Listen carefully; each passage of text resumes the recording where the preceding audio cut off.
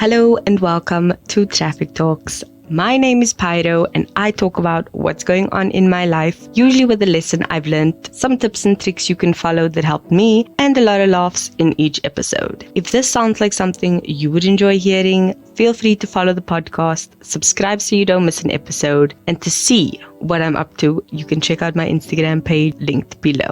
So we are back for another house themed episode. I promise this is going to be the last one for the next while, but I thought it would be fun since I am uploading 2 episodes a week, this one going live on Friday, funny enough, that I would do basically 2 of the same similar themed stuff since I do have an idea for episodes. So this is also going to be a slightly house themed episode, just like Tuesday's one was, but this is more of a comparison of the house routine I used when I was house sitting for my cousin and the one that I currently have, as well as the future one that I want. When I was house sitting over the new year, I got up, did my yoga, made my food, did a full shower routine, full skincare routine, and then made myself an incredible breakfast, cleaned that up, and then chilled for the rest of the day. I did that without any restraint, without any time limits. The cat did interrupt a little bit of yoga here and there, but otherwise it was amazing. I had such a good time with that routine in the morning, especially because there was no constraints in terms of people being in my way. The one day it actually rained and I did the yoga inside in front of the TV. Another day it was sunny and I did it outside. So there was no people to interrupt my morning flow. And that is basically the main difference between the routine I did then and the one I have now. Because now there is no routine. I get up, I start work, and I move on with my day. I don't get up and do yoga. I don't get up and make myself a big breakfast. I don't get up and do any of those things. I'm lucky if I'm able to grab some yogurt and muesli in the morning. Just because there are so many other people and their needs that are interrupting mine. And it's not something intentional, I don't think. At least I would hope not. But it is something that has occurred and is very prevalent in my mind because I'm always the one that's considerate. So for others to not be considerate of me is a bit shocking, to say the least. But it's a surprising thing to note. For example, I also bought the filter coffee. And if I don't make a pot for everyone, it doesn't get made. And that is insane to me because my brother used to make just a cup for himself using a mini French press. And I was like, you can just make for everyone else. And he's like, I could, but no. So to me, it's very, very surprising that even the people in my house or the home that I live in can be that selfish. And I don't really like using the word selfish, but to me, there's no other way to describe it because that's what it is. If it's morning and my brother has a meeting, he gets priority in the kitchen.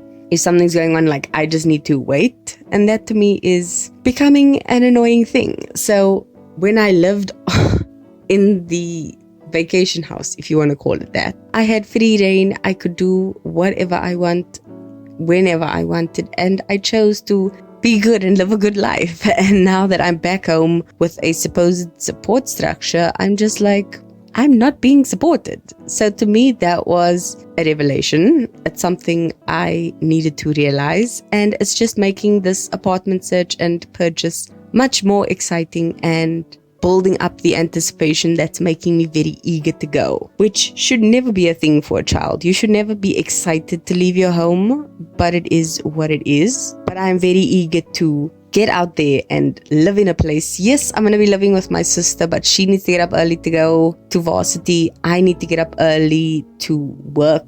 You know, there's a lot going on. So I am excited and eager to start that chapter of my life. I might only get the house after my birthday, which is going to make it even more exciting because it's a new year for me. It's a new experience. It's a new everything. So I'm actually getting very excited and looking forward to it. I am also very excited to live in a new space because a lot of the times people don't realize how used to certain things we are.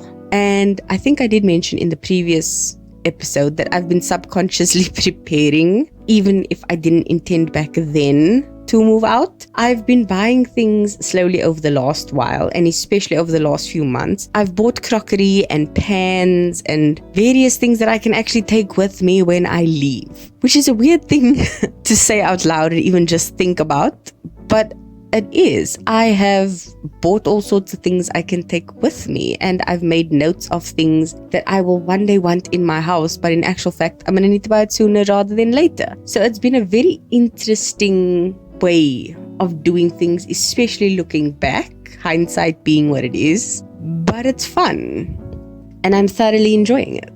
I've started getting up earlier just so that I can get used to waking up a bit earlier and getting an earlier move on with my day. Even if it's not the same routine as previously, I'll get there. Like, just relax. I'm still trying to get over the burnout and being as mentally busy as I am. So I'm still healing from that, but I do plan on moving forward and expanding my routine as I go. I'm just taking it easy for now. But the hope for the future is that I would have a morning routine that is like the one I had while I was on holiday, or rather at the house sitting holiday thing, but more elevated. So I would ideally get up, do the same things. So yoga, shower, skincare, breakfast, and then possibly journal after that, just to get my mental state ready for the day. Maybe read a bit, and then start my work day. I do intentionally try and stay off technology, which is why I